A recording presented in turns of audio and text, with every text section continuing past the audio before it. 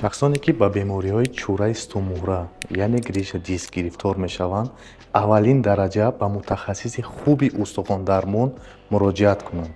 аз табобати худсарона даст кашанд, ки дар ин ҳолат метавонад беморӣ кӯҳнатар шавад ва табобат душвортар мешавад. барои эмин мондан аз чӯраи стумура ва банду буғумҳо шахсият ҳатман ба варзиши сабук машғул шавад, ба шиноварӣ машғул шавад, аз корҳои вазбин даст кашад ва тарзи ҳаёти солим дошта бошад.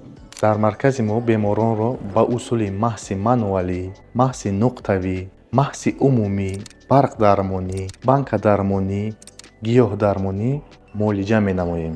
бемороне ки аз роҳи дур ба мо муроҷиат мекунанд, мо бо ҷойи хоб ва 3 вақт хӯроки гарм таъмин мекунем.